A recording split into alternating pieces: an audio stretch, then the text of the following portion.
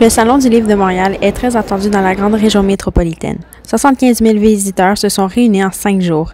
Dans les 650 maisons d'édition et exposants, tous les goûts sont réunis. Des gens de tout âge ou goûts divers se retrouvent grâce à une passion commune, la lecture. Plusieurs activités sont disponibles, en plus des séances de signature. Petite anecdote, j'ai croisé une caméra, mais j'ignore c'était pourquoi. Personnellement, je reste dans les traditions et avec mon cœur d'enfant. Je vais voir Albin et Michel Jeunesse pour découvrir le nouveau Geronimo Stilton. J'en achète pas particulièrement parce que les graphiques ont changé, mais c'est juste intéressant de voir. J'en ai lu quelques-uns en anglais il y a quelques temps. Ensuite, j'ai fait 2 pas à côté pour trouver les Bernard Werber chez Albin et Michel. Je me promène un peu dans les kiosques pour voir les livres. Lorsque ma mère a fait signer mon livre en 2019, personne n'attendait pour Werber. J'étais assez surprise de voir la file. J'ai attendu environ 1 heure, mais je suis plus sûre, ça fait un bout. Au moins, j'ai pu faire signer mes 3 livres. Il a été surpris de voir ma pile. On a commencé avec une photo.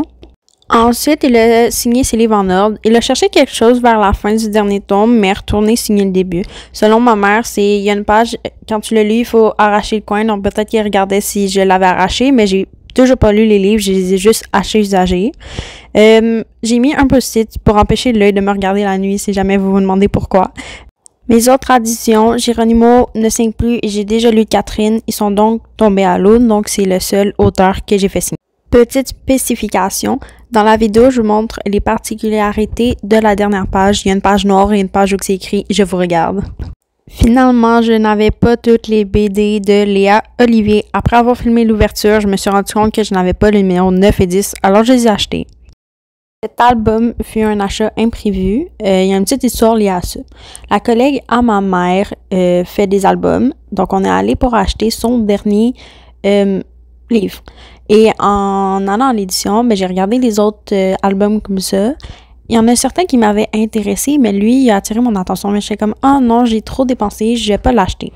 Donc là, je quitte, mais il reste dans ma tête. Donc, quand ma mère est allée acheter l'autre, je suis retournée chercher. Puis là, j'ai amené parce que je m'imaginais pas partir sans lui. Puis je me suis dit, il est à moi. Et j'ai quand même lu souvent depuis. C'est tout pour ma visite au Salon du livre. J'espère que vous avez apprécié la vidéo. On se retrouve bientôt et bonne journée.